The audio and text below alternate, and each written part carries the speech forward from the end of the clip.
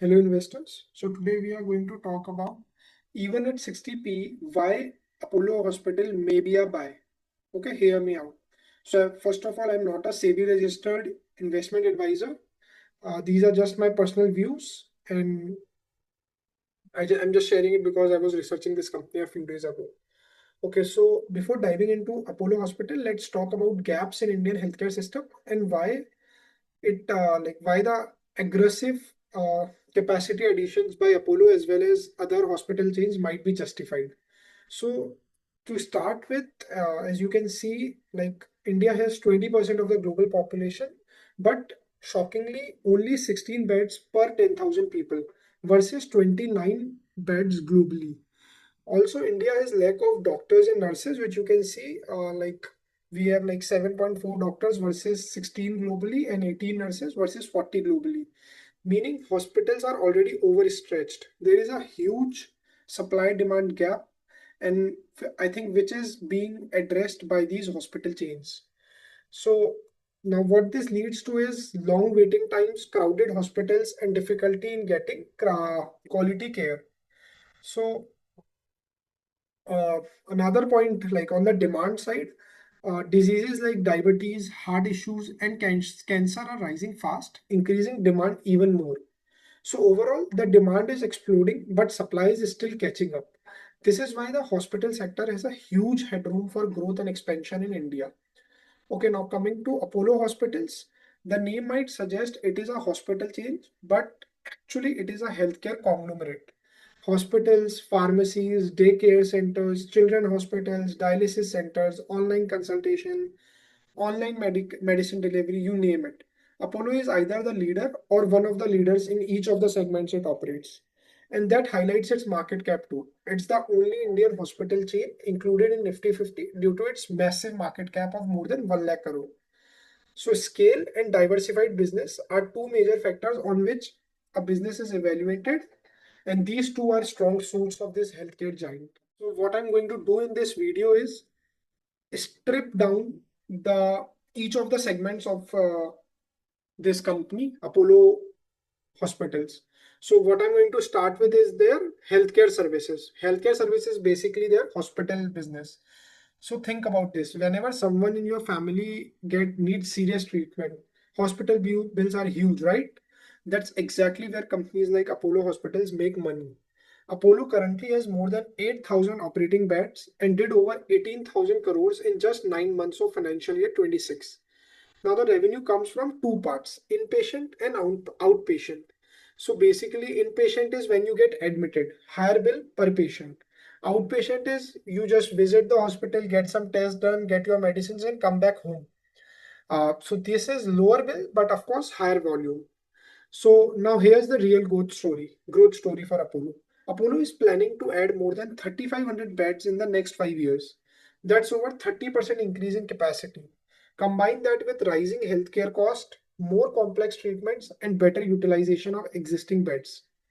It's very reasonable to expect that revenues from this segment can double in the next 5 years. Now let's talk about profitability. Apollo operates at around 24% EBITDA margins, which is basically operating profit. Now, if revenue doubles, margins should improve ideally, right? But hospitals are different. When a new hospital starts, costs like salaries, electricity, and rent kick in immediately, but patient occupancy takes time to come in, right? So initially there is pressure on margins. Also, management is guided that in financial year 27, they expect 150 crores of this costs. But the good news is going forward, when these businesses stabilize, the margins should expand. Uh, so even if the margins don't expand much, if revenue doubles, EBITDA should roughly double, right? And that's why this segment has strong long-term growth visibility. Now moving to their second segment, which is AHLL, Apollo Health and Lifestyle Limited. This is actually a very interesting part of Apollo because it's not a single business. It's a combination of three. First, it's primary care. So primary care is basically everyday healthcare, cold, cough, fever. Instead of going to a big hospital, you visit a nearby clinic, get a prescription and come back. Apollo operates these clinics, but it goes beyond that. They also run dialysis centers, diabetes clinics, dental clinics, and this segment is growing at around 20%.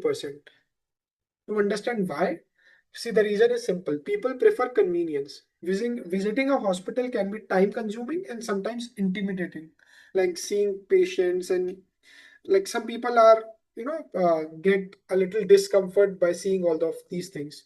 So these smaller clinics are becoming the first point of contact.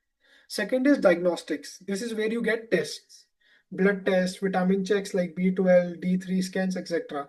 This segment is growing even faster, around 40%, mainly because Apollo is aggressively expanding its diagnostic network. And remember, diagnostics is a repeat business. Once you enter the system, you keep coming back. Third is specialty care.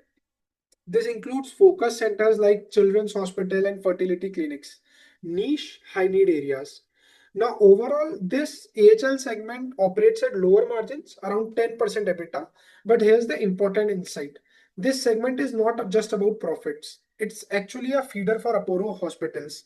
A patient might start at a clinic, then move to diagnostics, and eventually end up in hospital for treatment.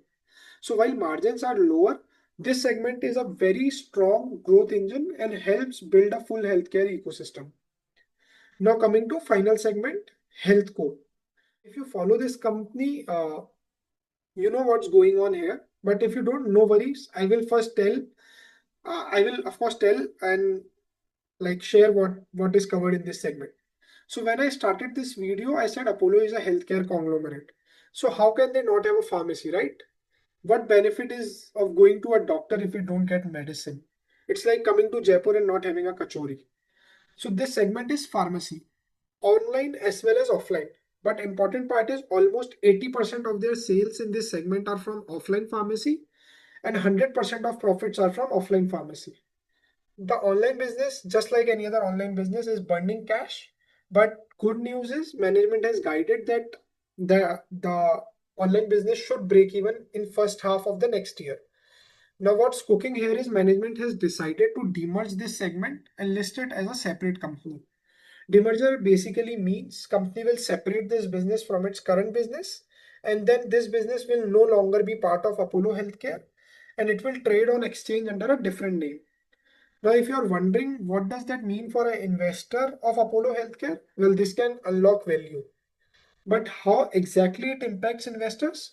That's something I will break down in next video, as the value is worth a separate video in itself. As I said, Apollo is not just running hospitals, it's building a full healthcare ecosystem. I hope you agree. So see you in the next video.